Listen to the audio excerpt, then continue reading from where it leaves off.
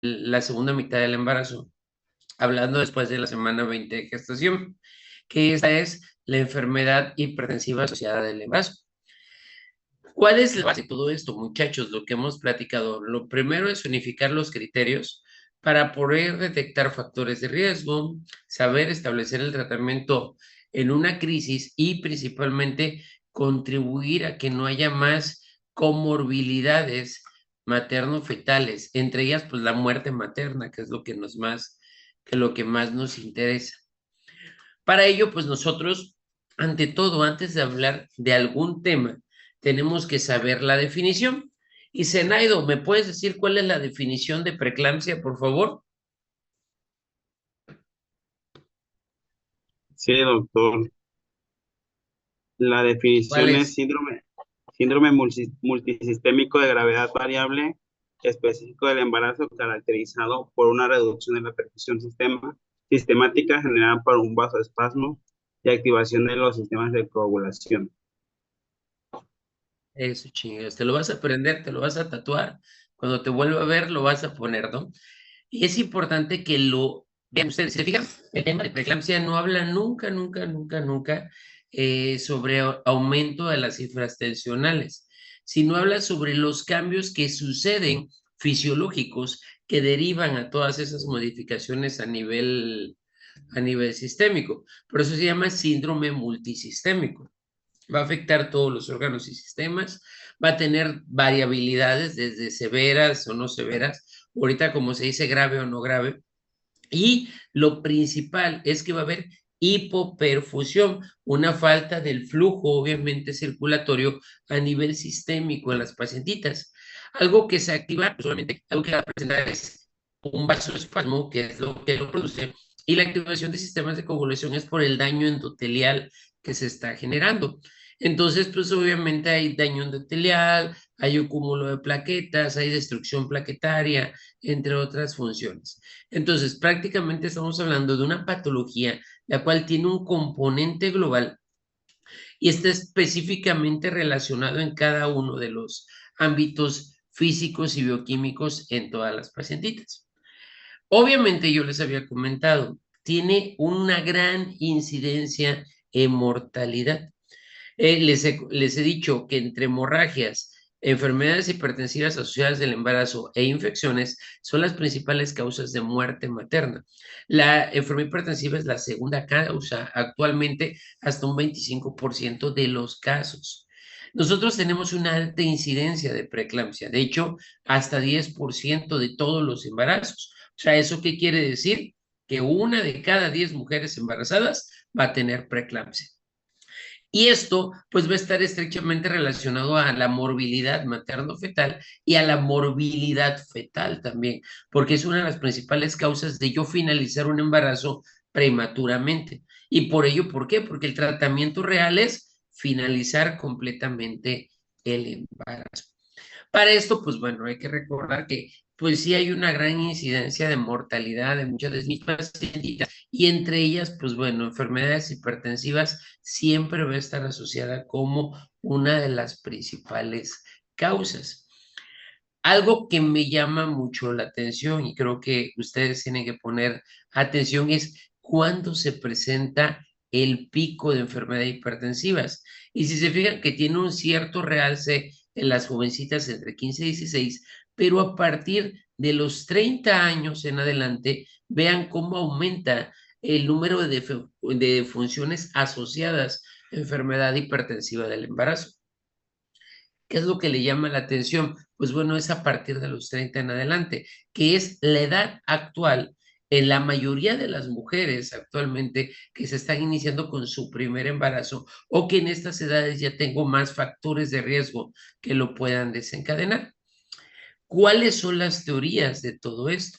Hay diversas teorías que hemos platicado en la cuestión de la enfermedad hipertensiva. Una de ellas es la mala implantación placentaria. ¿Qué quiere decir? Que la placenta no está bien fijada a nivel endometrial y obviamente esa mala implantación pues genera que las arterias espirales o el crecimiento trofoblástico sea anómalo. Y la otra, que es uno de los puntos principales que hemos visto, es la mala adaptación inmunológica.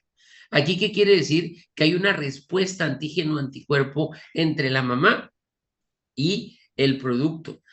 Como el producto pues va a tener doble carga genética, tanto de la mamá como del papá, muchas veces hay una respuesta inmunológica al momento de la implantación y la penetración del cincito trofoblasto.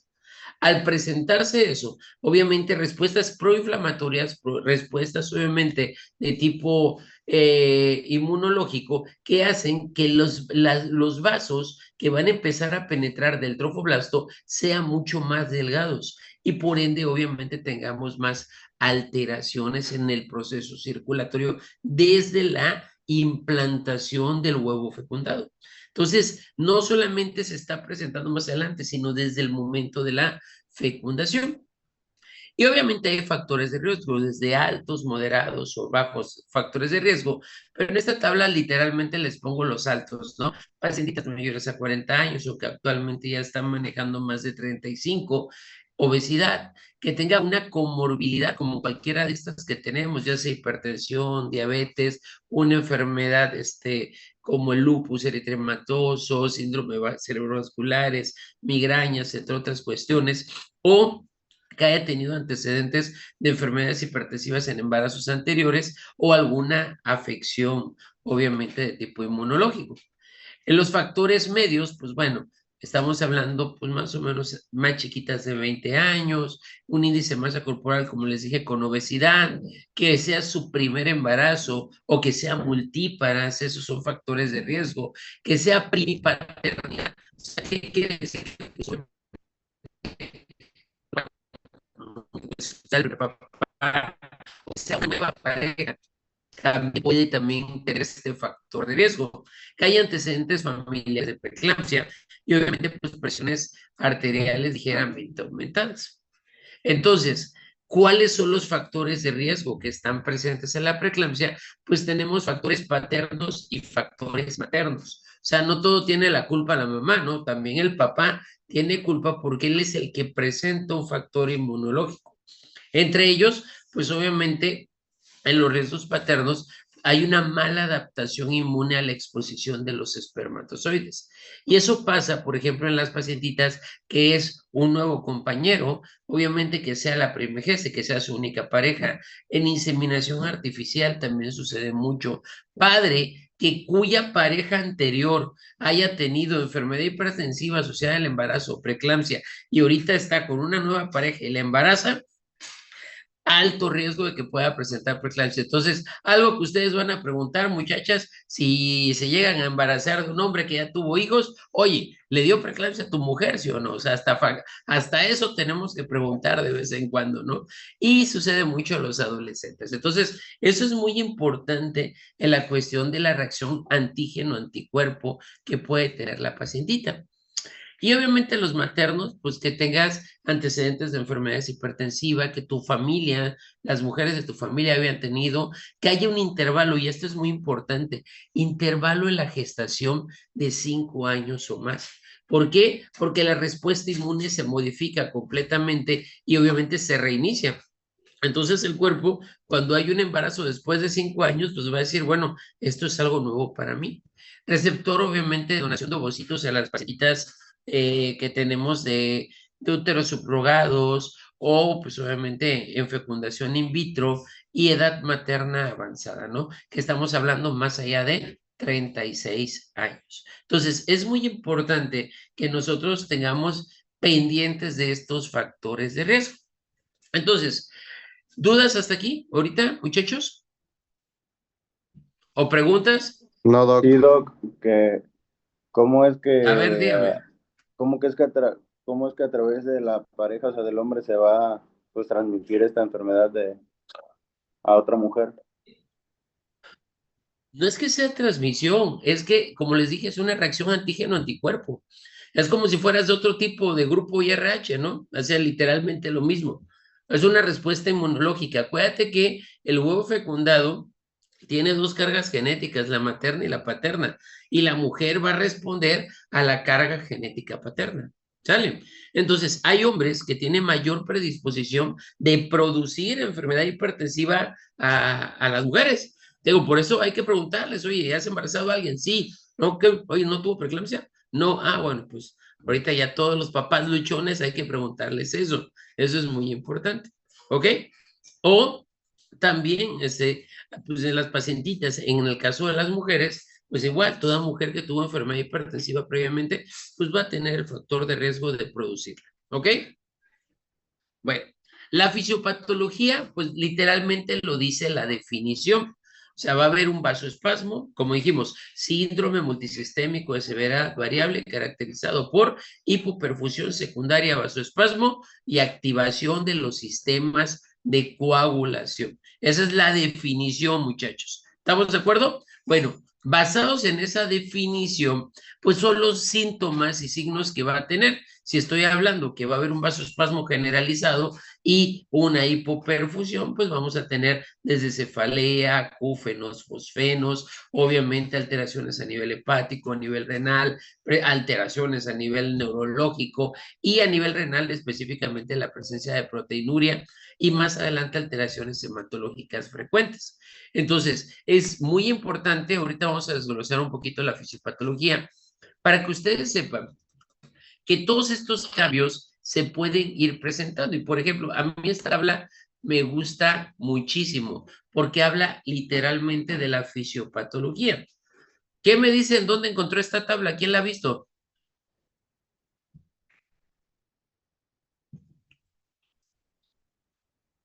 Nadie.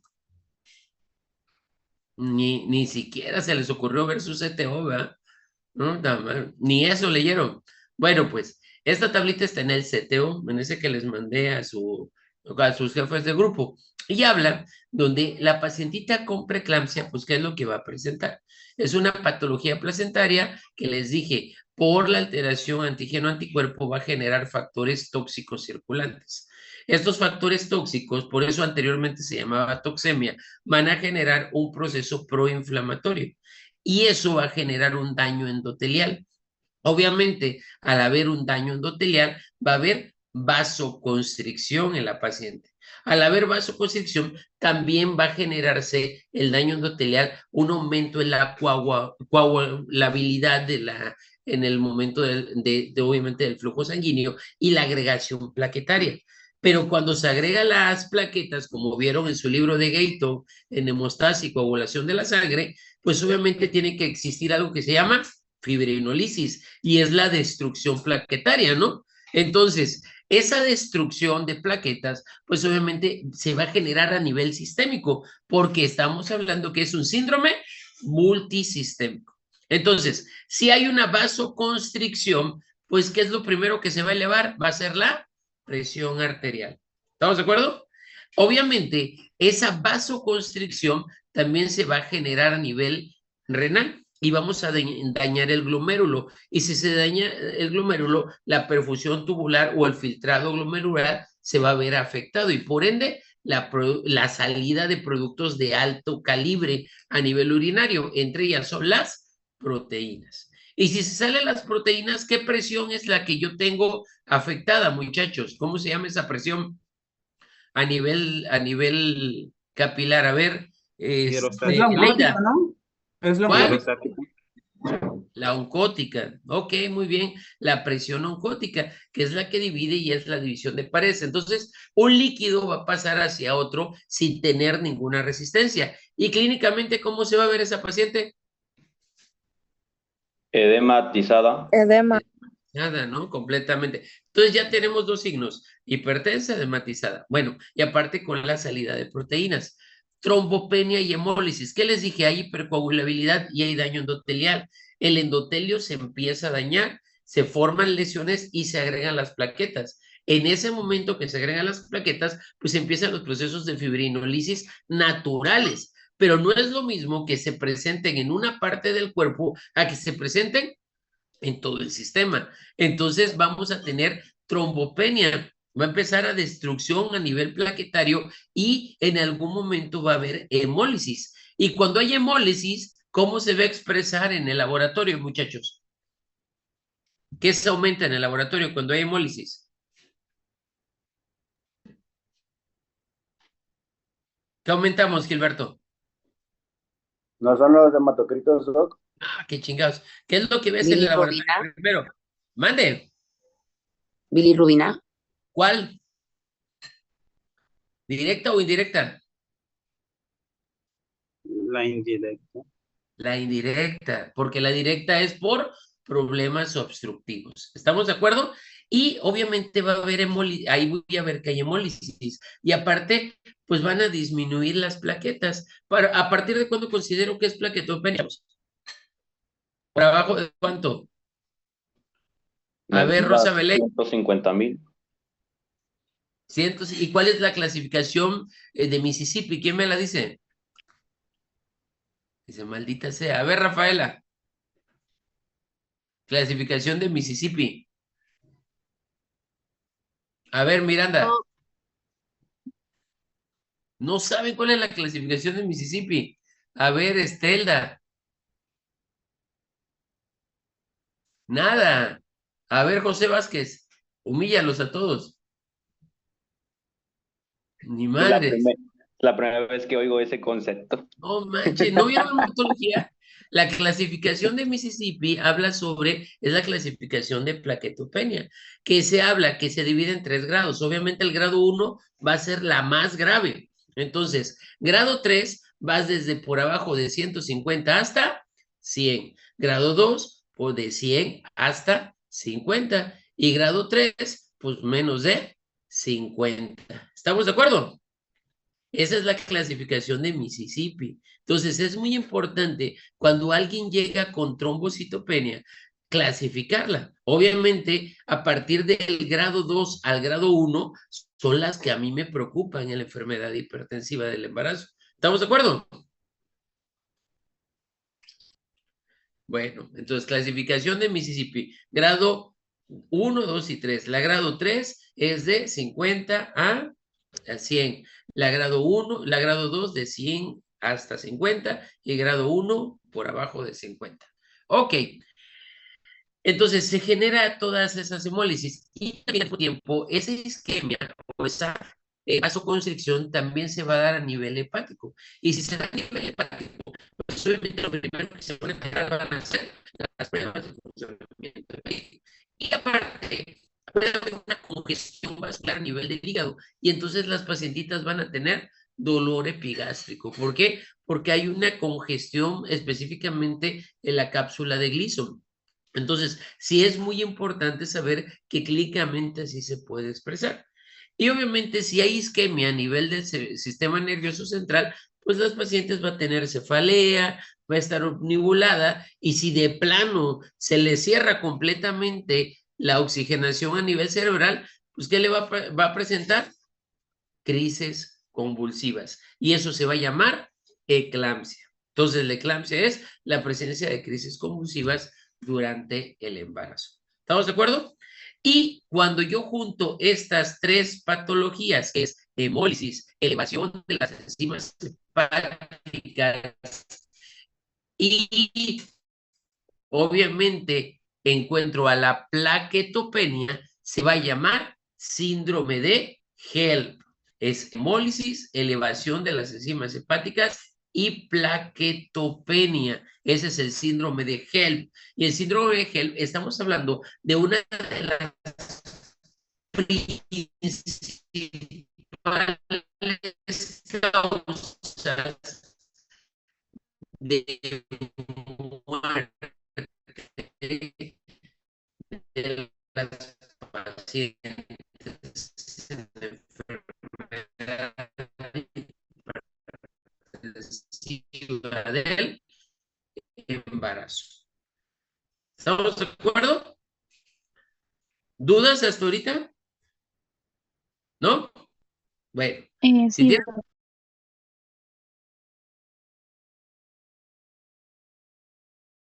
Se volaron todas las tejas de todos los vasos sanguíneos a nivel sistémico. Es lo mismo. Entonces, es muy importante tener estas variables. Y obviamente, este imbalance que vamos a tener por la disfunción endotelial, va a haber un imbalance entre las funciones vasodilatadoras y las funciones vasoconstrictoras a nivel sistémico. ¿Y qué va a suceder? Pues va a suceder esto, Este es de una pacientita normal y este es un calibre de un vaso de una pacientita con preeclampsia. ¿Y qué les llama la atención? Aquí sí tengo prostaglandinas 1, tengo óxido nítrico, tengo buenos factores a nivel de dilatación vascular. Vean cómo está el calibre de esta arteria y vean este calibre de arteria con una paciente por preeclampsia. O sea, sí hay una gran diferencia en el entorno sistémico circulatorio de las pacientes. Así es como se van a ver. Y entonces, así se va a expresar clínicamente a la paciente. ¿Qué les llama la atención de esta pacientita? Está edematizada. Está pletórica, ¿no? Está súper pletórica, ¿no? Está súper edematizada, vean su carita, vean todo. O sea, tendrá síndrome multisistémico de severidad variable caracterizado por hipoperfusión secundaria, vasoespasmo y activación de los sistemas de coagulación. ¿Esta paciente? Sí.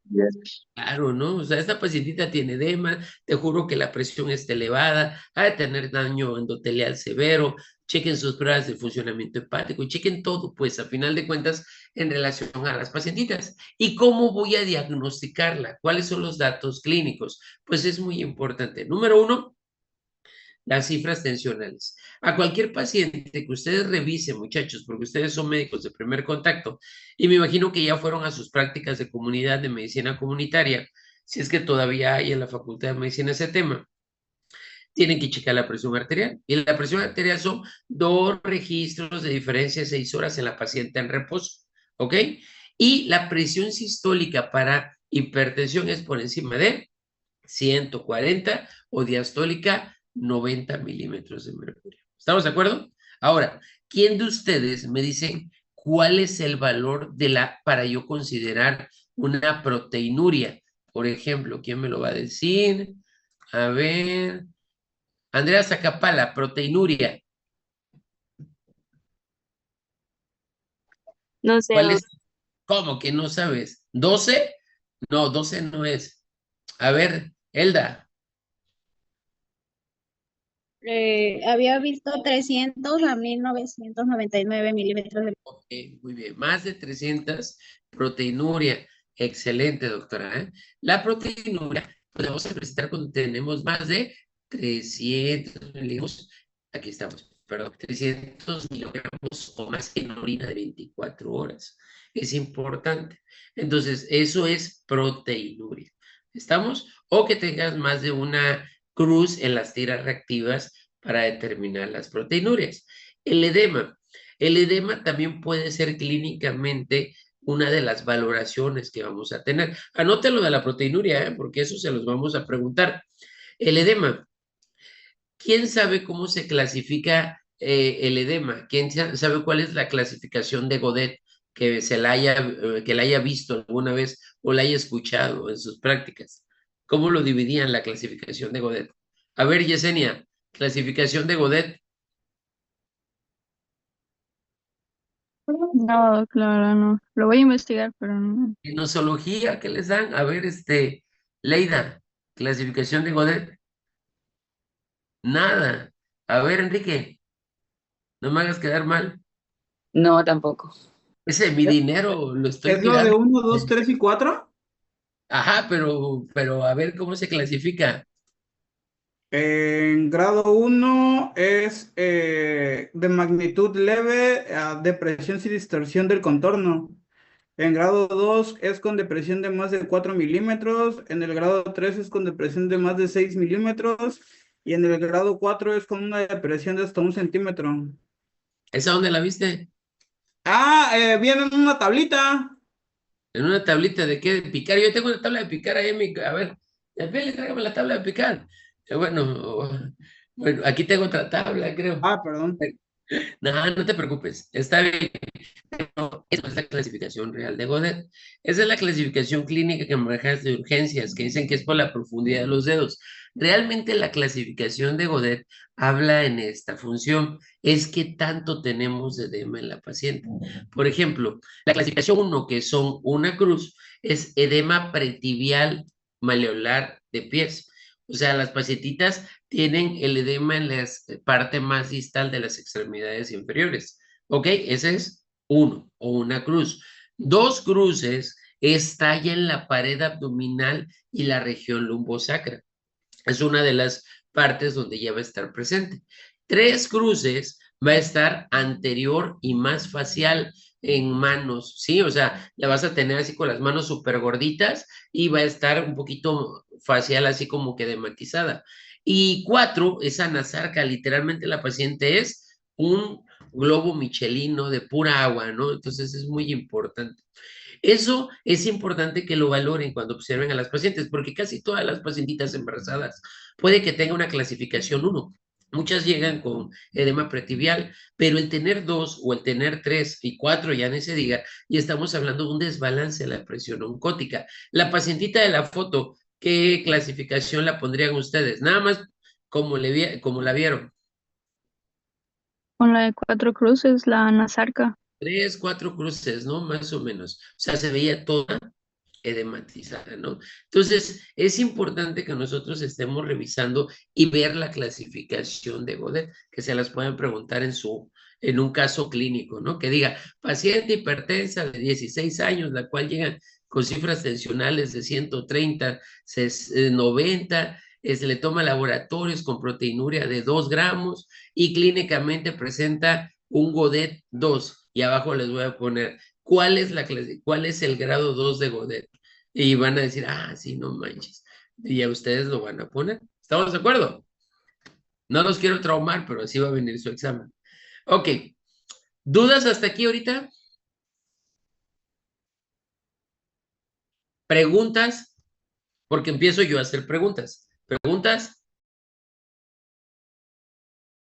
Aparte de eso, que se llama hipertensión crónica, hipertensión gestacional, preeclampsia, y la preeclampsia se va a dividir en grave y no grave, y también eclampsia y síndrome de HELP. Síndrome de HELP ya les dije cuál es la diferencia, pero las primeras es para poder yo clasificar a mi paciente. Por ejemplo, hipertensión crónica, apúntelo. Hipertensión crónica es aquellas cifras tensionales que se presentan en el embarazo antes de las 20 semanas de gestación. Cuando en una pacientita se presenta hipertensión antes de la semana 20, en la mayoría de los casos sospechamos que ya era hipertensa esa paciente desde antes de embarazarse, a excepción de ciertas patologías como embarazos gemelares, enfermedad trofoblástica gestacional que puedes tener o síndrome de antifosfolípidos o cualquier proceso autoinmune que tenga la paciente. Si no tiene nada de eso y tiene cifras tensionales antes de las 20 semanas, se va a llamar hipertensión gestacional. ¿Sale? ¿Estamos de acuerdo? ¿Sí o no? Nada más me tienen hablando como el tío Lolo aquí, ¿ah? Nada más ¿Podría yo soy. repetir lo último, No, por no, no, favor? ¿cómo crees? Sí, sí. Ajá. Entonces, ¿sí? ¿Sí me entendieron? Bueno, hipertensión gestacional es toda cifras tensionales elevadas durante el embarazo antes de las 20 semanas de gestación. ¿Estamos de acuerdo? Ok. ¿Qué ¿Eso no es? es crónica? No, por eso se llama hipertensión gestacional. Sí, o sea, te dije, perdón, hipertensión crónica, estoy tarullando. Hipertensión crónica, todas las cifras que se presenten antes de las 20 semanas de gestación. Ahora, toda pacientita que tenga cifras tensionales por encima de la semana 20, o sea, después de la semana 20 de gestación, se va a llamar hipertensión gestacional. ¿Sale? Esa es la diferencia entre las dos. La crónica es antes de la semana 20, gestacional después de la semana 20. ¿Estamos de acuerdo? Ahora, pues, bueno, para que lo tengan. Ahora, hay algo que se llama preeclampsia agregada a hipertensión crónica. Y esa como yo voy a similares. La primera que van a ver es cuando hay presencia de proteinuria. ¿Y cuándo considero yo proteinuria, muchachos? ¿Por encima de cuánto? De De 300. 300 miligramos. Miligramos. Y eso es lo que vamos a dividir más adelante. Ahora, hipertensión gestacional. Ya dijimos, aquellas cifras tensionales elevadas después de la semana 20, pero que no va a tener. ¿Qué no va a tener? Proteínas elevadas. Proteinuria. O sea, cuando tenga proteinuria, ya se considera preeclampsia. Así, se acabó el asunto. ¿Estamos de acuerdo? Bueno, eso es importante porque ahora sí la definición de preeclampsia, pues ya platicamos, ¿no? Ya tenemos la definición, pero ¿cómo me voy a dar cuenta de ello? Pues principalmente las pacientes, aparte de cifras tensionales elevadas, pues obviamente voy a tener proteinuria, ¿sí? Más de 300 miligramos en proteínas de 24 horas o en una orina de 24 horas. Eso es muy importante. ¿Por qué? Porque cualquier pacientita que llega tengo que protocolizarla, que eso es lo que tenemos que hacer. Y la voy a dividir en leve, severa o grave o no grave, que es actualmente la clasificación.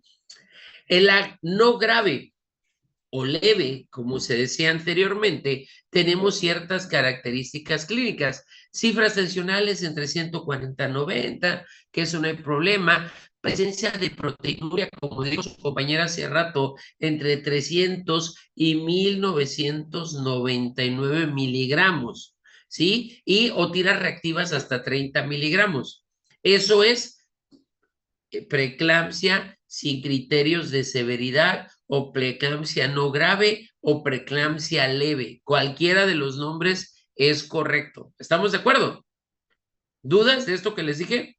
Entonces, es toda hipertensión asociada al embarazo después de la semana 20 que tenga proteinuria y tenga estos parámetros. ¿Estamos de acuerdo? Hasta 1999. Pero hay criterios para preeclampsia severa, grave o con criterios de severidad. Así se llama. Esas son las diferentes nombres que cada 3 años le cambian. Dentro de 3 años, quién sabe qué nombre le van a poner, pero todos es lo mismo, pues, o sea, eso no se preocupen.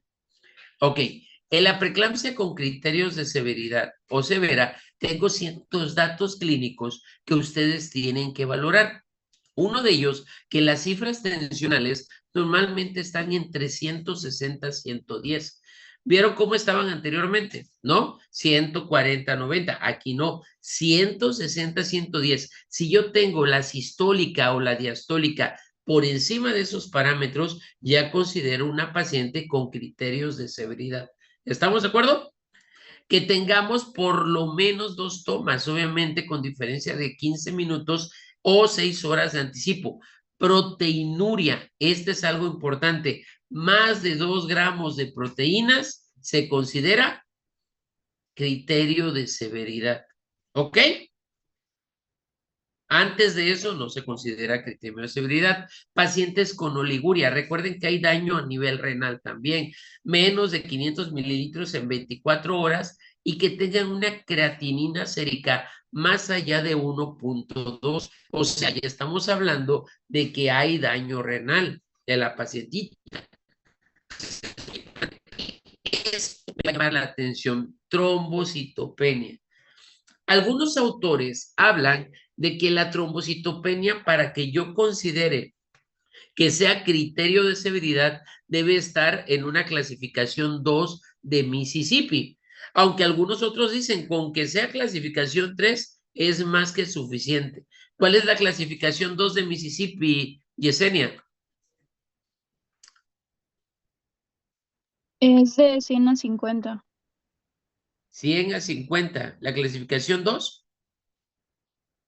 Ok, muy bien. Y José Luis, ¿cuál es la clasificación 3? Todo A ver, menor de 50. ¿la 3 les cae? 150. La de 150 a 100. La clasificación 2 es de 100 a 50 y la 1, que es la más grave, Es la menor de es 50. menor a 50. Es diferente que los Super Saiyajin, pues aquí es al revés todo, pues, ¿sí? Entonces, el 3 no es el más chido es el 1, ¿no? A final de cuentas, ok.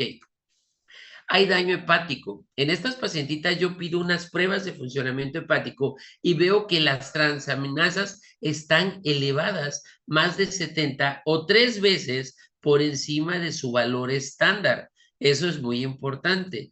También la DHL va a estar, ¡pum!, hasta arriba, más de 600 unidades.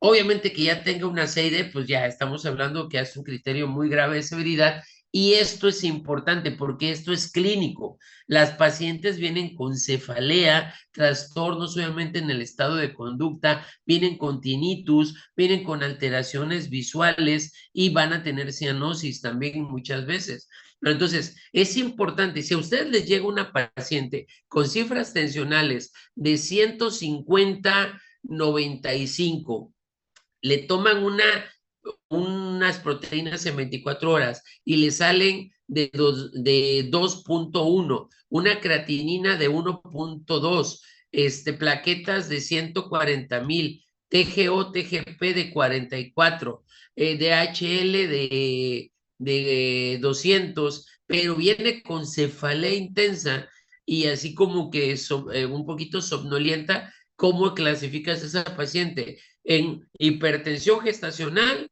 preeclampsia sin criterios de severidad o preeclampsia con criterios de severidad. ¿Cómo la clasifican? Preeclampsia con criterios de severidad. Preeclampsia Porque con ya tiene criterios. uno de estos valores, ¿no? Sí. Y si tuviera 900 miligramos de proteínas y viene con cefalea, transaminasas de 150,000, DHL de 300, casi no orinado, le pones la sonda y está muy seca, y le tomas unas plaquetas y las plaquetas tienen 98, ¿cómo la clasificas?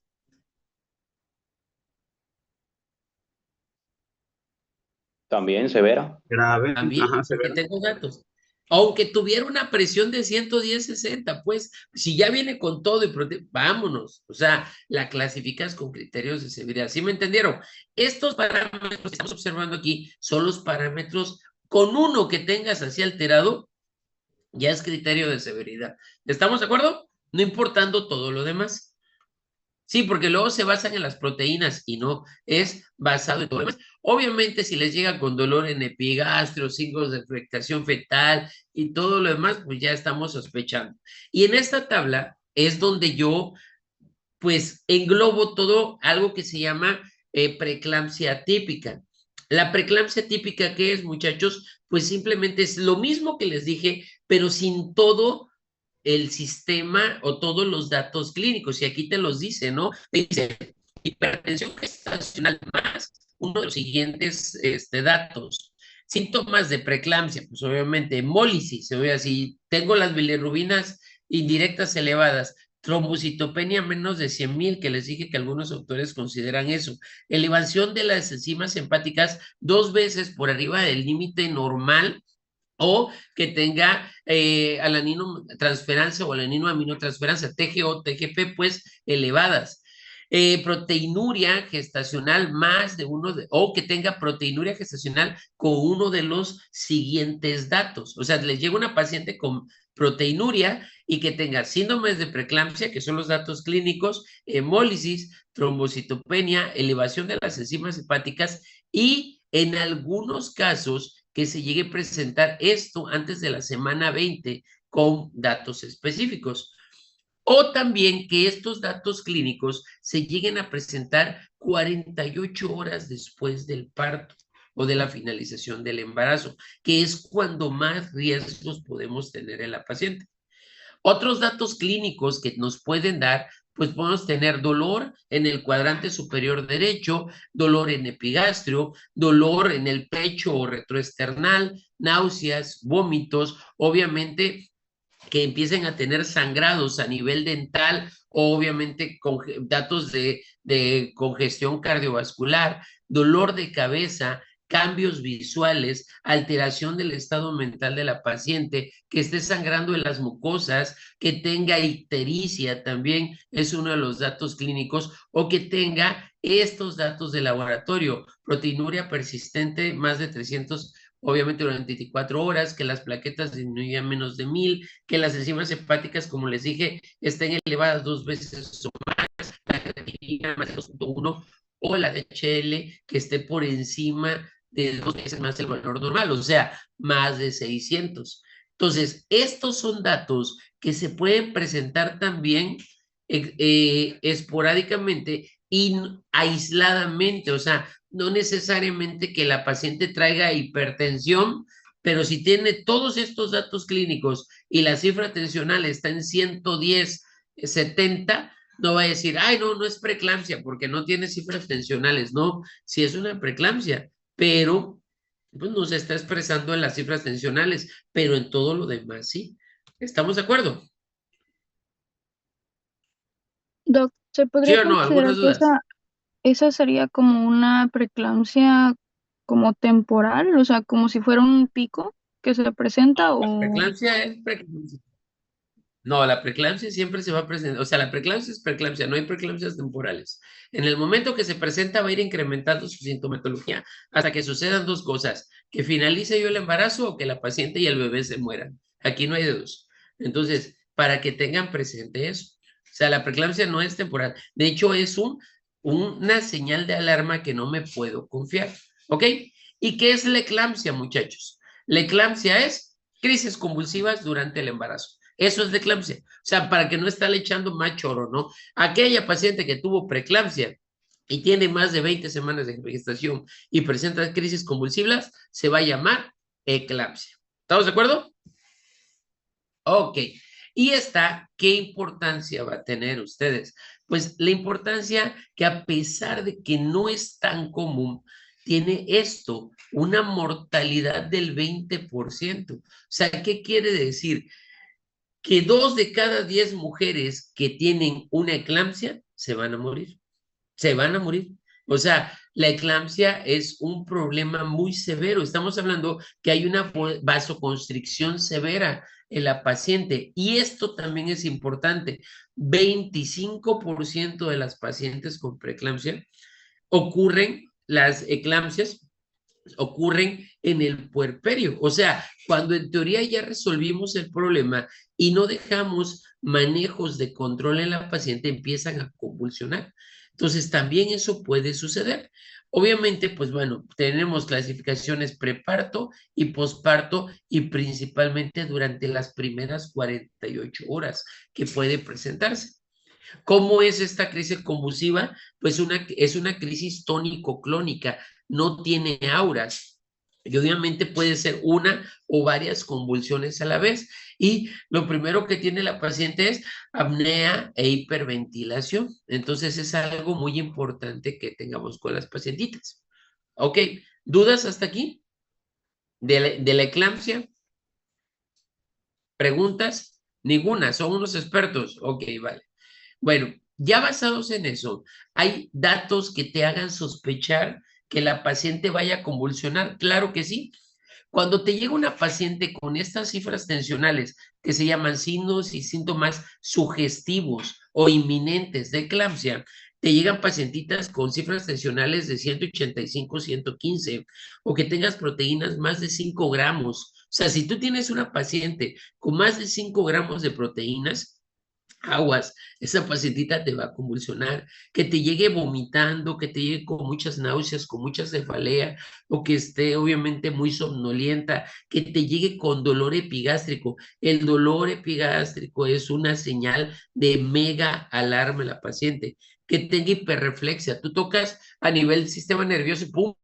Y se eleva la pacientita, obviamente sus sistemas nerviosos están alterados, está estupurosa o está muy irritable, sospecha que vaya a convulsionar.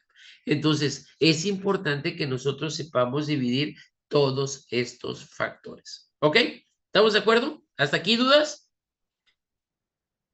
¿Bien con la inminencia de eclampsia? Bueno, entonces, dirán ustedes, no, pues ya nos dijo todo lo que tenía que decirnos. Pues no, hay que ver cómo prevenir que suceda todo eso. Lo primero, adivinen dónde se puede prevenir en primer nivel. Ustedes lo van a hacer dentro de unos cuantos meses y aparte dentro de unos cuantos, 1 año y 8 meses que les quedan, van a estar atendiendo pacientitas y muchas de ellas van a ser en el primer trimestre. Y podemos dar manejos, por ejemplo, con medicamentos que mantengan la vasodilatación, como ácido acetilsalicílico, óxido nítrico, el calcio o algunos suplementos que nos pueden ayudar mucho. Obviamente, en todas las pacientes que ustedes tengan con cifras tensionales elevadas, no les van a dar, obviamente, IECA o bloqueadores de receptores de angiotensina ni nada por el estilo, porque están contraindicados en el embarazo. Hay medicamentos especiales que se les tienen que dar a la paciente, que ahorita vamos a ver. Pero sí, algo muy importante es que toda la pacientita que tenga una enfermedad hipertensiva asociada al embarazo tiene que ser valorada con una PCS, con un Doppler o con un Doppler de las arterias uterinas para determinar que todo esté perfecto y que no haya ningún problemita. Para ello, pues bueno, hay diversos manejos, pero el manejo principal, chavos, el principal que vamos a tener es la finalización del embarazo. Porque ¿quién está produciendo esto? Pues la placenta. Entonces, al momento de quitar la placenta, se acabó el asunto. Entonces, esa es la situación. El problema es cuándo voy a finalizar el embarazo. Si se presentara una pacientita de 36, 37 semanas, 35, pónganlo ustedes, pues todavía les puede ir bien. Pero hay preeclampsias que se presentan semana 32, 28, 29. Y otra cosa, entre más pequeño de edad gestacional se presente la enfermedad hipertensiva, es mucho más grave la respuesta hacia la mamá, porque obviamente estamos hablando que esa placenta está generando mayor daño en el sistema que una placenta más grande. Eso es uno de los puntos importantes que tienen que saber. Por eso, por suerte, la mayoría de las preeclampsias se presentan aproximadamente a la semana 35 en adelante, pero hay muchas que se presentan antes que eso. Y obviamente, pues están involucradas a partos prematuros o finalización de embarazos prematuros con los riesgos fetales presentes. ¿Ok? ¿Y cuál es el manejo en primer nivel, chavos? Pues el manejo en primer nivel es muy sencillo. Obviamente, definir cuál es la clasificación de mi pacientita, valorar qué manejos antihipertensivos voy a tener y cualquier paciente que ustedes diagnostiquen con enfermedad hipertensiva asociada al embarazo, refiéranla por favor a segundo nivel, que ahí se tiene que atender. Hay diversos antihipertensivos que voy a estar utilizando. Entre ellos, pues tengo que valorar, pero si yo tengo cifras diastólicas más de 100, es de ley que tengo que utilizar un antihipertensivo.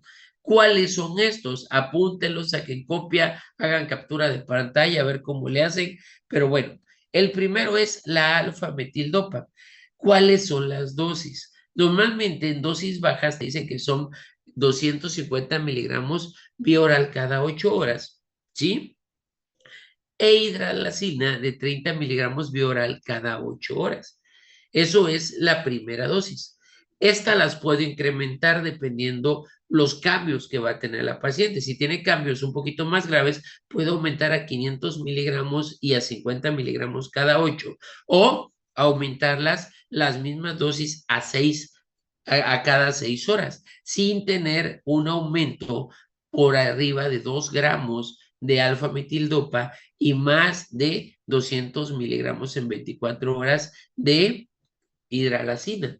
Eso es muy importante que lo tengan presente. No tengo que pasarme de ello. Hay otros fármacos que se pueden estar utilizando, como les dije, la alfa-metildopa, ya les comenté, hasta 2 gramos por día, la hidralacina máximo hasta 200 miligramos por día, pero tengo estos otros como el nifedipino y el abetalol.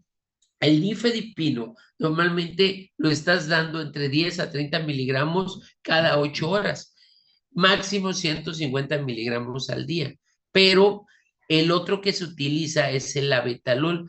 Este va entre 100 hasta 400 miligramos con un máximo de 1200 al día, pero dicen que el abetalol es el gold estándar en el manejo de la enfermedad hipertensiva asociada al embarazo o la preeclampsia en el caso del manejo de las cifras tensionales. Pero adivinen qué, no hay la abetalol en México.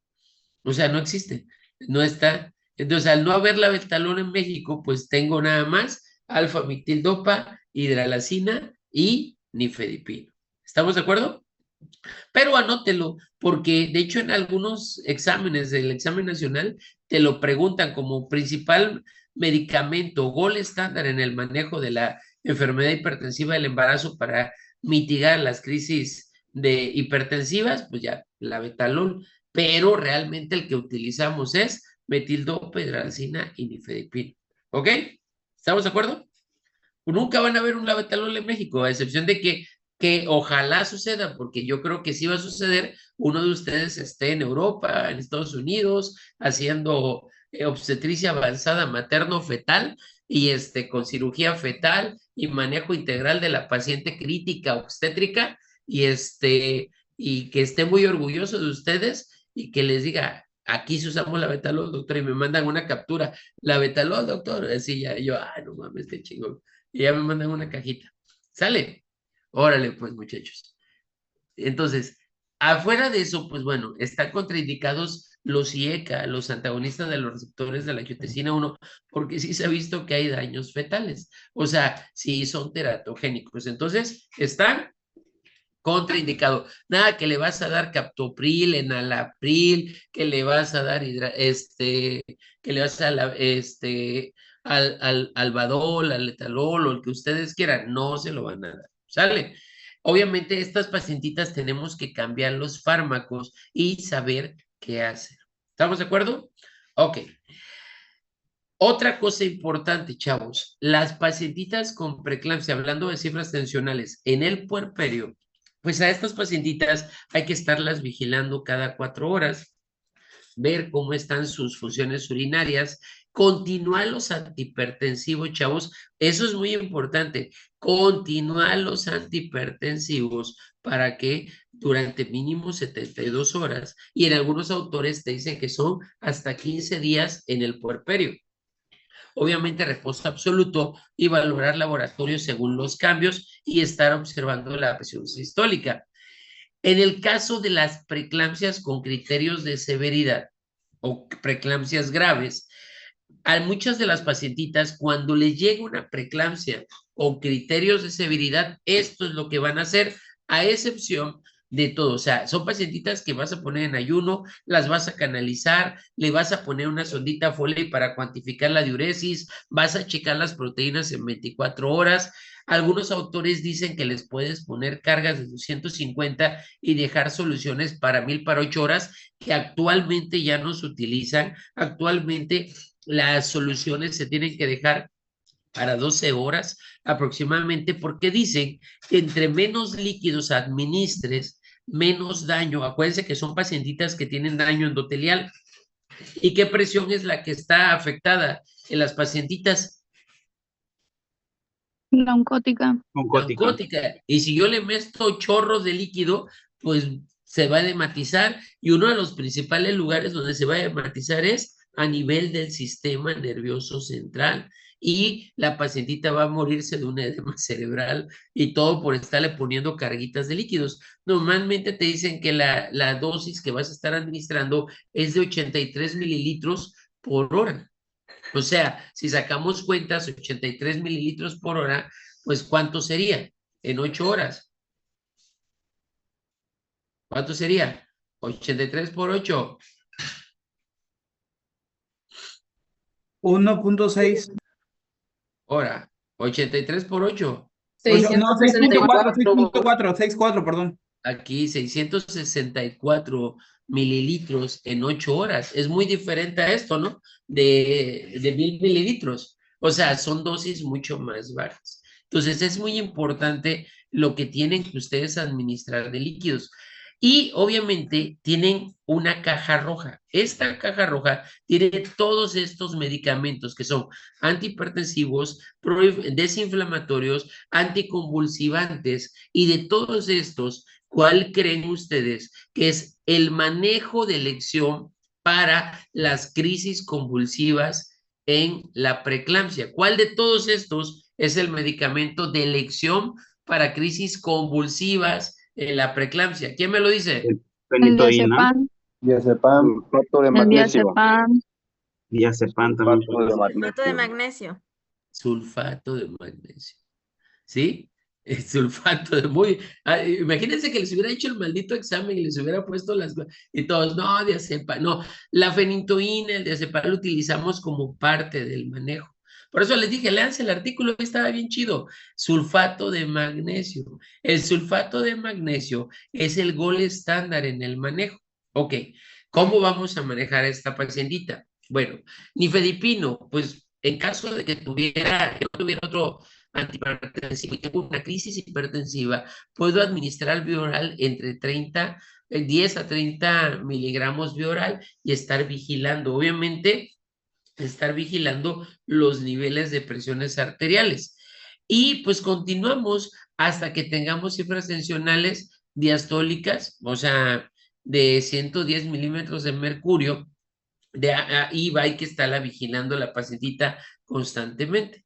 El que sí voy a utilizar es la hidralacina. Esta la voy a utilizar intravenosa. Ojo, estoy hablando crisis hipertensivas. ¿Qué es una crisis hipertensiva?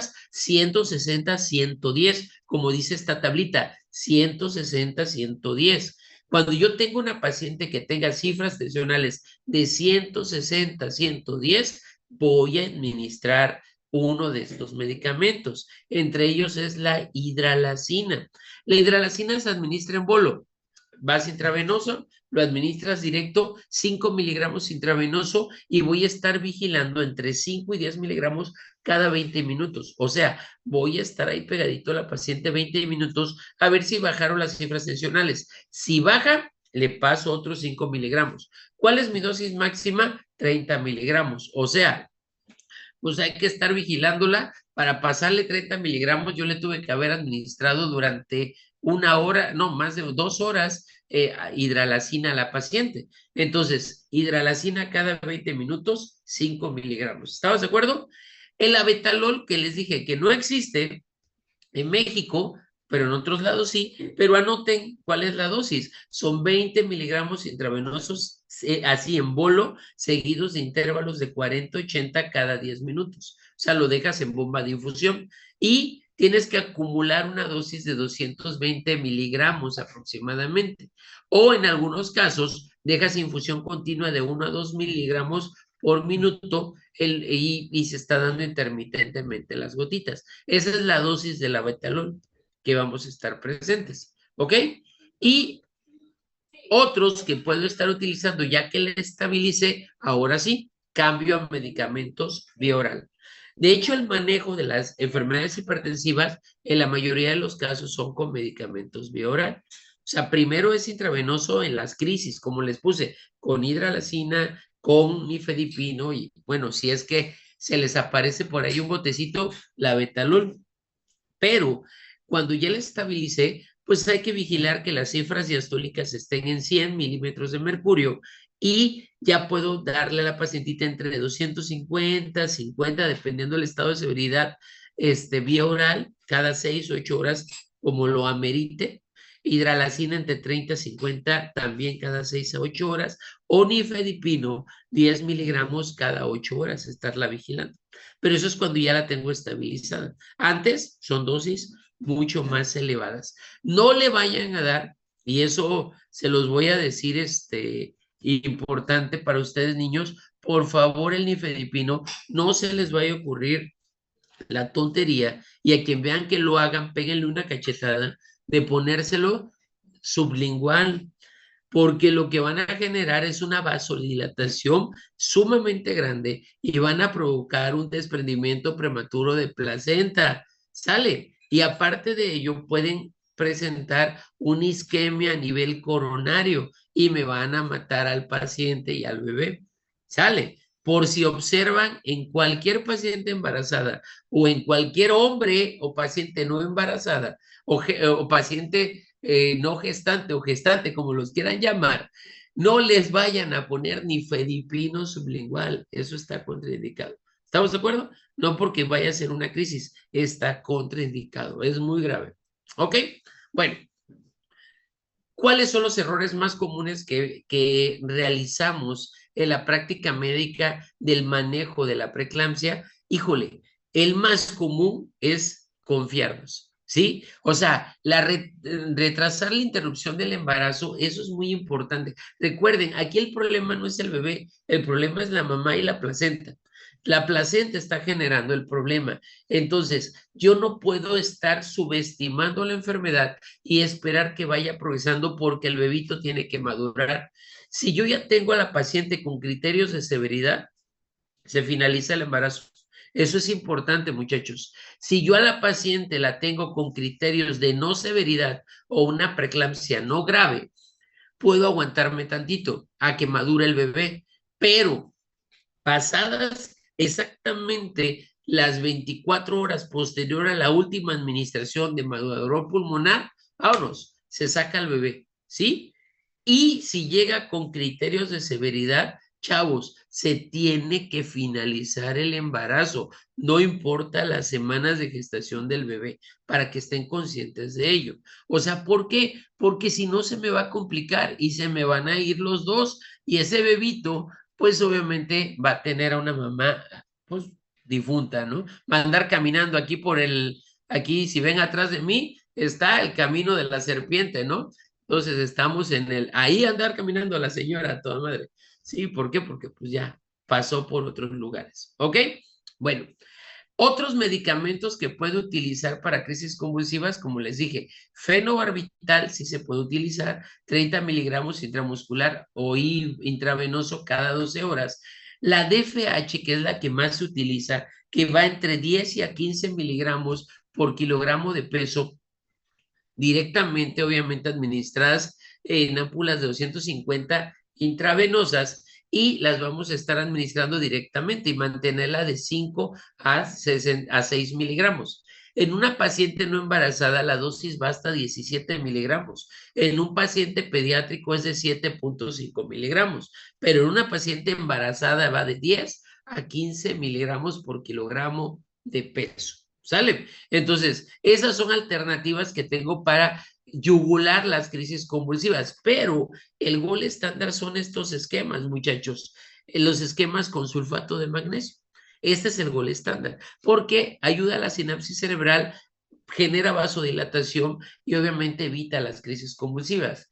Tengo estos tres esquemas, el esquema de Pitcher, el de Cibaí y el esquema que es el más famoso de todos, el esquema de Suspam.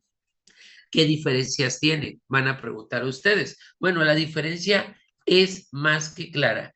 Pitcher, pues es intramuscular e intravenoso. O sea, ojalá no quisiéramos que nos administraran Pitcher, ¿no? Porque son 4 gramos intravenosos en 3 a 5 minutos, más 10 gramos intramusculares, y obviamente la dosis de mantenimiento va de 5 gramos intramuscular cada 4 horas. ¿Sí saben cuántos mililitros tiene una ámpula de sulfato de magnesio? ¿Quién me dice que la haya visto?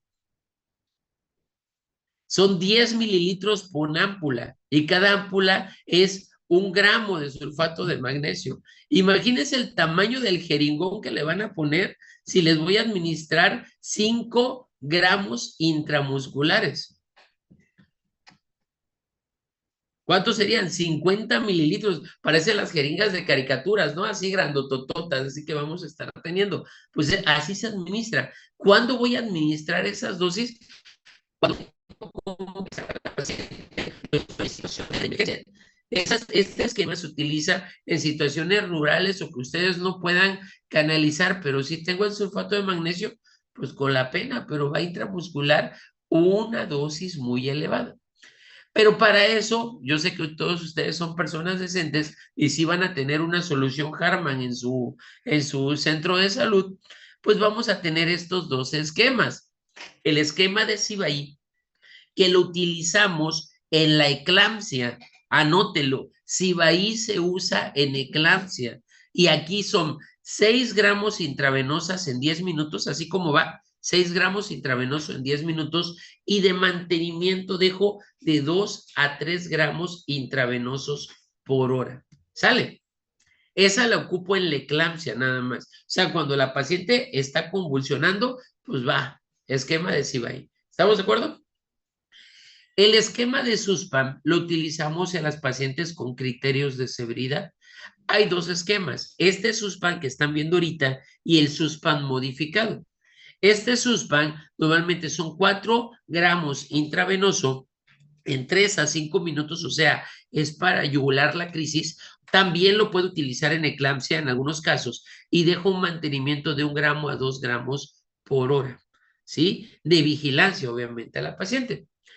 Y hay otro esquema que se llama Suspán modificado, que el Suspán modificado es igual que el anterior de 4 gramos, pero esto lo voy a administrar en una solución de 250 de solución glucosada, Harman, la que ustedes quieran, y lo voy a dejar pasar en 20 minutos, ¿sí? Y obviamente al finalizar esos 20 minutos voy a administrar 1 gramo por hora en una solución, obviamente lo diluye, 1 gramo por hora de sulfato de magnesio como medida de sostén.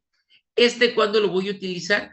En pacientes con criterios de severidad, pero que están estables. O sea, los otros esquemas, el Suspán original y el Cibaí, cuando hay crisis. O sea, cuando la paciente o te está convulsionando o ya está con datos de inminencia de eclampsia, utilizo estos crisis. Pero si la otra pacientita nada más tiene criterios de severidad, pero no está, digamos, tan grave, puede utilizar el Suspán modificado. ¿Estamos de acuerdo?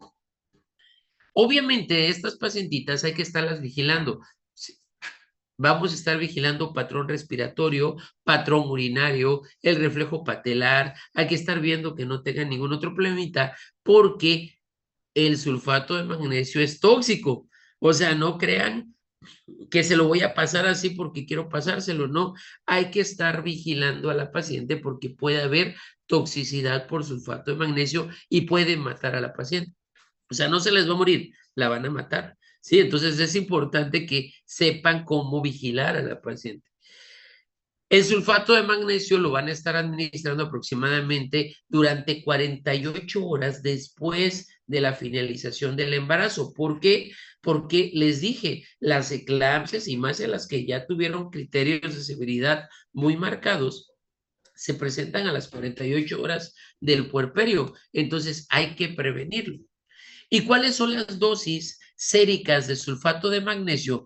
Pues te dicen que los niveles normales, el que tenemos todos nosotros sin administrarnos medicamentos, va entre 1.5 a 2.5 miligramos por decilitro. Pero la dosis terapéutica, anótenla, porque se las pueden preguntar, ¿cuál es la dosis terapéutica de sulfato de magnesio? Va de 4.8 a 8.4 miligramos por decilitro de niveles séricos. ¿Estamos de acuerdo? Esa es la dosis estándar en la cuestión de la terapéutica. Con esto puedo evitar que haya una crisis convulsiva. Y obviamente, 4 gramos, pues tendríamos que estar entre 5 y 8 miligramos por decilitro. Pero, muchachos, hay que tener en cuenta que a las pacientitas las tengo que tener en vigilancia porque existe esto, que es la toxicidad por el sulfato.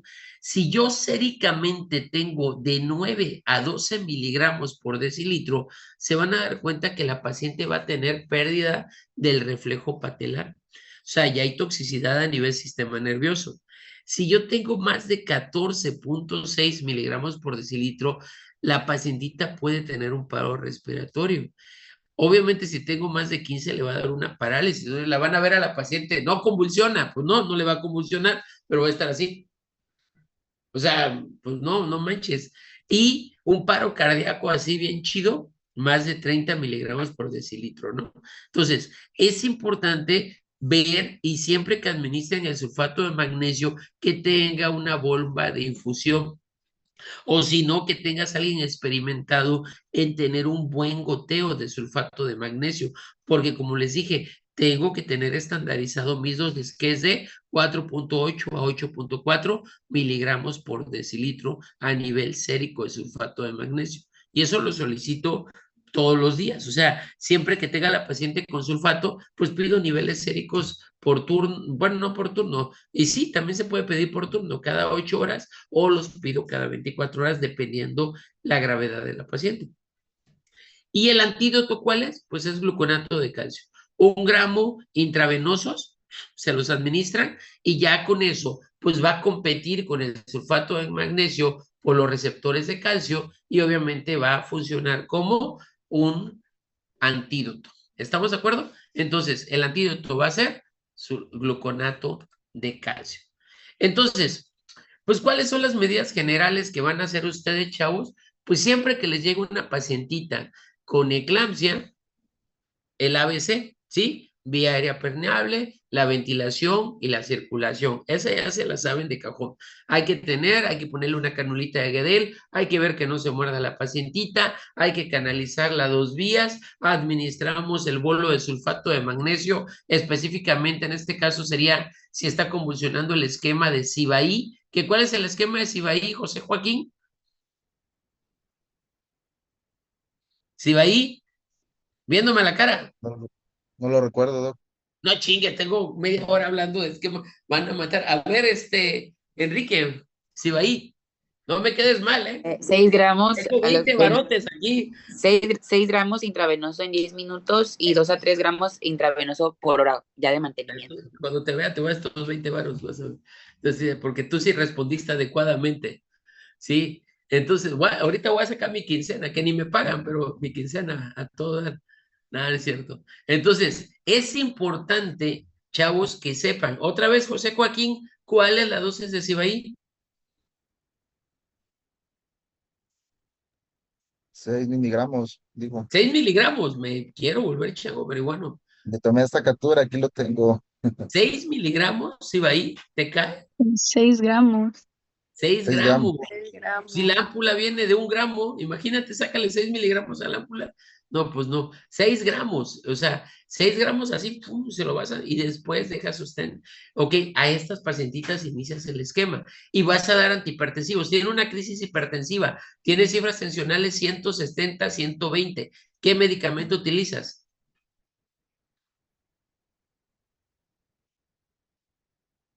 De volada hay que bajarle la presión. Se te está muriendo, doctor. Está haciendo la paciente. ¿Qué haces? ¿Cuánto? ¿Qué medicamento? La betalol no, porque no tenemos. No, porque vas a llegar. No, deme la betalol. No, güey, no hay. Se van a decir. A ver, ¿cuál? Hidralacina, ¿no es, doctor? ¿Cuánto? 5 miligramos. Tú le estás diciendo a la enfermera, señorita enfermera, canalízamela, por favor, pásale un esquema de Cibaí y si te va a quedar viendo, ¿de quién? Bueno, cabrón, pásale 6 gramos intravenosos, vale, dale, 5 minutitos, despacito, no la vayas a matar. Hazme un favor, vamos a bajarle cifras tensionales, ponle este antihipertensivo, ¿cuál? La hidralacina. Hidralacina en bolo, 5 miligramos intravenoso. 5 miligramos. Cada 20 minutos. Cada 20, y chécamele la presión cada 20 minutos. Cualquier duda me avisa, ¿sale? Y ya estás con ella. Y obviamente tú ya estás intubando a la paciente, le pones la canulita, o no le intubes, ponle la cánula de Guedel. O sea, es un manejo, de hecho, entra como si fuera cuarto de choque, chavos. Es importante. Se va a morir esa doña. Y aparte trae un chilfayata ahí adentro, ¿eh?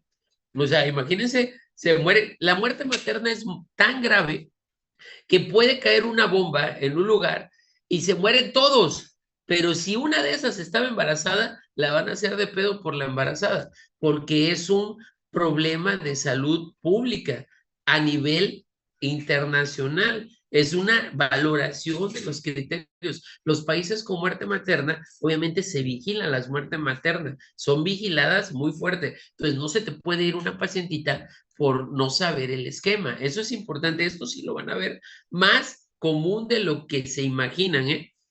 Ok. Y más si les tocan lugares rurales, olvídense, ¿no? Bueno, checamos las cifras tensionales, vemos los reflejos osteotendinosos, revisamos que todo esté bien y le ponemos sondita Foley y vamos a hacer la recaptura de proteínas para clasificar, ¿ok? Recuerden de estos gramos, yo puedo pasar de 4 a 6 gramos y voy a estar vigilando a la pacientita. Y si llega a recurrir la crisis convulsiva, le paso 2 gramos más. O sea, no me voy a pasar, no le voy a volver a administrar los 4 o 6 gramos. La voy a matar también. O sea, pues, ya le quito la convulsión, pero le voy a generar un paro cardiorrespiratorio, ¿no? Entonces, le paso 2 gramos más. Y ya posteriormente dejo la infusión a 2 gramos por hora. Y ya le estoy dejando pasar en 500 mililitros a 50 mililitros por hora, o déjela pues obviamente para 2 gramos por hora, ¿no? Y obviamente a esa paciente que les convulsionó, muchachos, ¿qué es lo que tengo que hacer inmediatamente que le estabilicé? ¿Qué es lo que tengo que hacer? Llegó la pacientita, 31 semanas de gestación, con eclampsia, cifras tensionales 185, 130, un Godet de 3 cruces, ya con ustedes proteínas, estaba con 8 gramos de proteínas, ahí en la tira reactiva le salieron, y sus plaquetas están en 85, y aparte sus transaminasas le salieron de 120, 130 TG o TGP.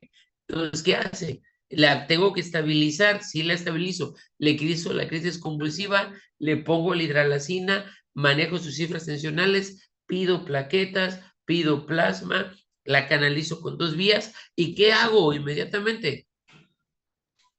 Cesárea, ¿no? ¿Qué no sería Por utilizar como el esquema de cesárea. maduración? No, qué chido, güey, madurar, se va a morir la paciente. ¿Qué les dije? No, ¿Referirla? no, cabrón, pues, estoy hablando, ya le estoy hablando, sí, bueno, si estás en tu centro de salud, no vayas a agarrar el cuchillo, cabrón, como la viejita que tiró balazos, pues no, tampoco, ¿no? O sea, no hagan, lo que van a hacer es, la refieres, oye, si estás en una unidad de primer nivel, la refieres, pero estás ya en urgencias de un hospital de segundo nivel o un hospital básico comunitario, pues mete la cirugía, ¿sí? Eso es a lo que voy, la metes. ¿Cuál es la cura de la paciente? Finalizar el Quitar la embarazo. placenta. Recuerden lo que les dije, no subestimen la enfermedad. No la subestimen, por favor, muchachos, porque si la subestiman se van a morir los dos y ustedes de un infarto. O sea, a final de cuentas es importante no subestimar la enfermedad, que es algo que tenemos que hacer. ¿Sale? Entonces, y aquí respondo tu pregunta, Yesenia. ¿Cuándo interrumpo el embarazo? Crisis hipertensivas. Se acabó el asunto. ¿Cuál es una crisis hipertensiva? ¿Por encima de cuánto? De 110, 90. 160, 110. ¿Sale? 160, sí, perdón. Es una crisis hipertensiva. Crisis, si viene con eclampsia, igual. Oliguria severa, menos de 500 mililitros por cada 24 horas. Proteinuria grave. ¿Cuál es la proteinuria grave, muchachos? Cuando es arriba de 300 a 900. Arriba de 300. O sea, a 999. 200 gramos es proteína grave, ¿no? Okay. Sí, la otra no es grave, la de 300 a 1900 no es, ¿no? Más de 2 gramos. Y si te llega de 5, olvídate, ya tienes que finalizarla. Depuración de creatinina menos de 60 mililitros, esa también es importante.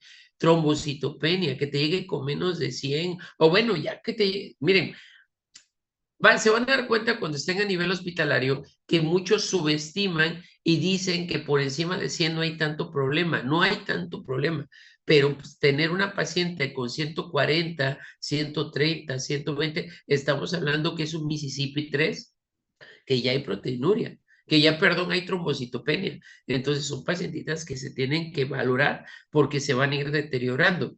CID, pues obviamente si hay coagulación intravascular, o sea, DPPNI, como platicamos en el tema de DPPNI, se va a finalizar y cuando haya sufrimiento fetal agudo, finalizamos el embarazo. ¿Estamos de acuerdo? Entonces, es muy importante, muchachos, que nosotros tengamos presente todos estos panoramas para yo finalizar el embarazo. ¿Ok? Son de los criterios graves que voy a hacer. ¿Y cuál es lo que me mata a las pacientes? Esto, un EBC. Imagínense que yo me confío, tengo una paciente de por sí con su presión oncótica alterada y con las cifras tensionales elevadas. ¿Qué va a pasar? A nivel vascular cerebral, se va a romper, ¿no? ¿Se rompen o no se rompen los vasos? Pues sí, están súper frágiles, se rompen. Entonces, vean hasta dónde llega la gravedad de esta pacientita. Y entonces, pues obviamente sí hay que saber. Y obviamente, pues una de las causas también que les dije es el síndrome de Gel. ¿Qué es el síndrome de Gel? Jimena Areli. Síndrome de Gel. ¿Mandé? No escuché, ¿Qué es perdón. el síndrome de Gel?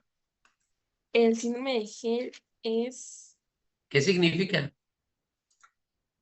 Aquí lo tenía. No, volteame a ver otra vez. Aquí lo tengo. Me quiero volver chango. A ver. Aquí lo dice, mira, voltea a ver esto. A ver, ¿qué es H? H, Eran tres. Hemólisis, ¿qué es? hemólisis, Hemólisis. Hemólisis. LL, Eran elevación de las enzimas hepáticas. Elevación. elevación de las enzimas y elevación hepáticas. enzimática hepática, ¿Y ¿no? LP qué es? Plaquetopenia, LP no es lo que piensan. ¿LP qué es? plaquetopenia, La Low plaquetopenia. Ah, plaquets. plaquetopenia, sí es cierto. No, pues sí, no me vayan a salir con sus Hemólisis, plaquetopenia y loqueras. elevación enzimática hepática. Ok, pero ¿qué pasó, Yesenia? Dime. No, quería contestar a lo del síndrome de Gel. ¿Y qué es CID? Pues ya contéstame, ¿qué es CID? coagulación intravascular diseminada. Así es, por eso se mueren los pacientes. Y todo esto te lo genera la preeclampsia, que es un síndrome multisistémico de severidad variable caracterizado por hipoperfusión secundaria, vasoespasmo y activación de los sistemas de coagulación. Ya vieron que la definición enfoca todo este chorote que les acabo de echar. Con la pura definición te lo dice todo, cómo se te va a morir la paciente si no lo haces bien. Por eso lo importante de esto es esto, saber clasificarla y diagnosticarla a la paciente. Eso es muy importante, muchachos. Y obviamente darle un tratamiento adecuado dependiendo su clasificación y obviamente a cualquier paciente hay que detectarla adecuadamente y referirla al lugar para la finalización. Entonces, nunca, nunca, nunca confiarnos. ¿Estamos de acuerdo? Ok. Dudas, muchachos, de preeclampsia. No creo que no tengan dudas. Está muy cabrón este tema como para que me digan, no, doctor, ya lo aprendí todo. Dudas, preguntas, ¿qué leyeron del artículo que les envié? En serio, vuelvan a leer el artículo que les envié porque la verdad, todo lo que les dije ahí viene. ¿Qué pasó, Andrea? Doc, lo que pasa es que ahorita Y viene con la crisis hipertensiva, ¿no? Entonces, meto yo la alfa-metildopa, perdón, meto la hidralacina intravenosa, estabilizo a la paciente, o sea, ya que sus cifras tensionales sean más o menos adecuadas. Ojo, también respondiendo a esto, no creas que tengo que bajarla a 110, 160, 80.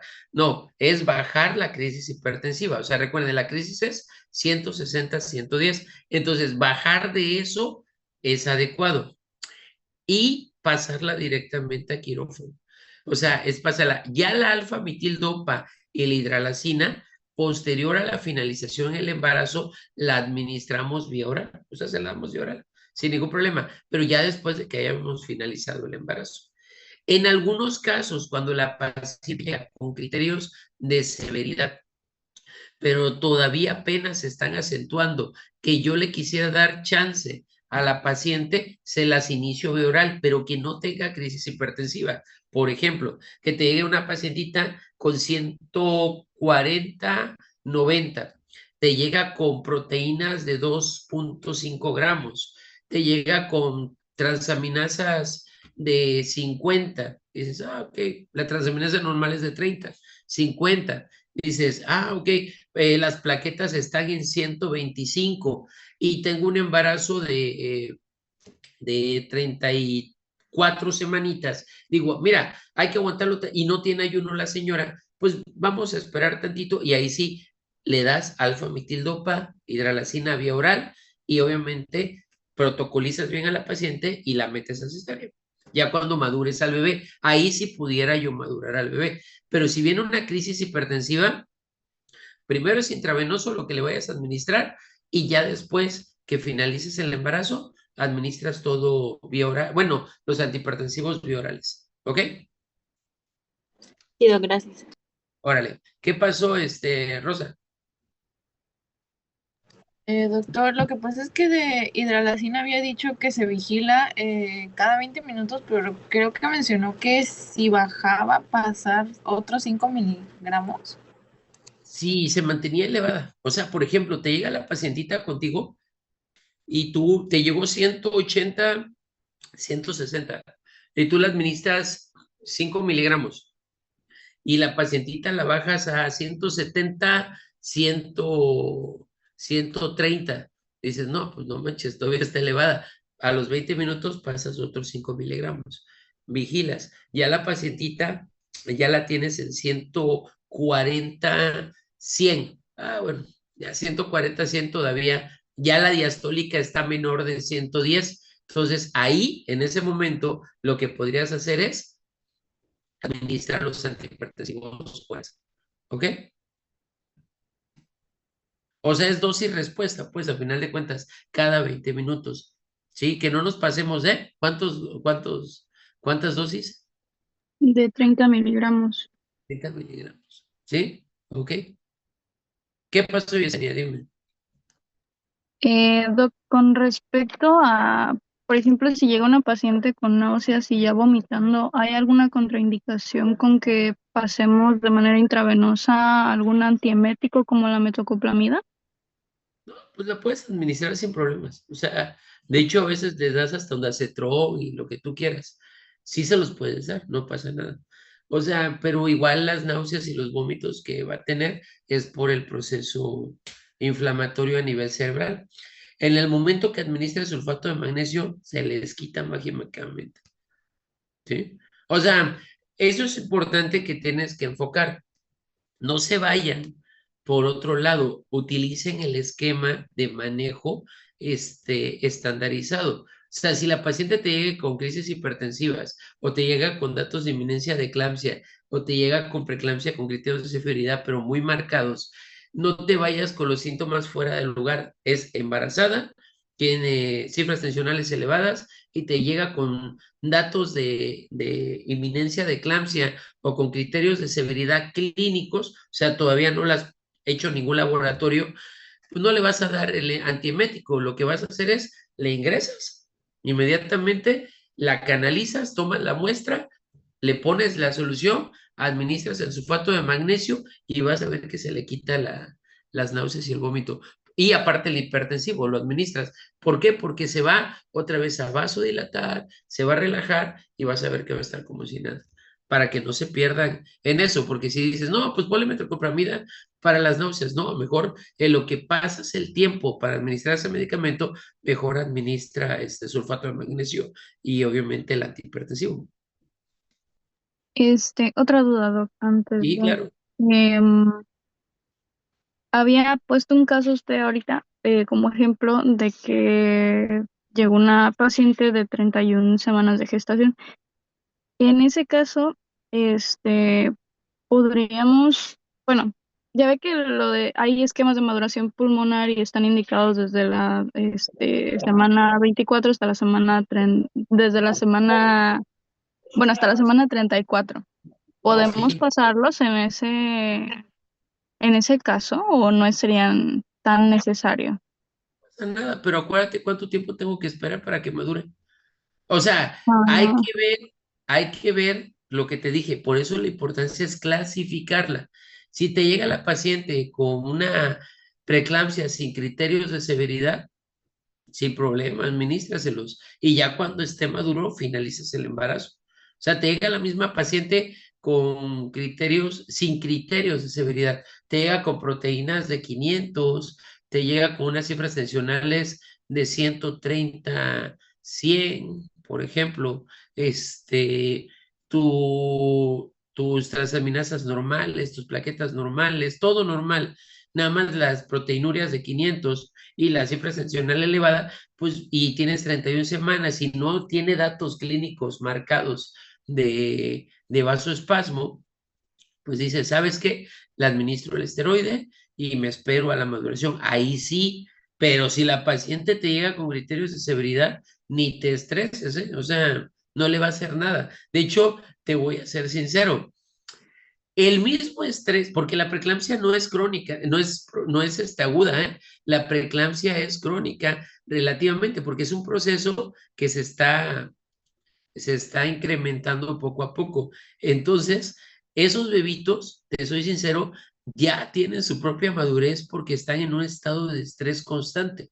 Son pacientes que son pues un poquito más desnutridos, obviamente tienen recuerda que tienen hipoperfusión también a nivel placentario, entonces están restringidos, entonces están en estados de estrés y el estado de estrés genera maduración pulmonar, así, completamente.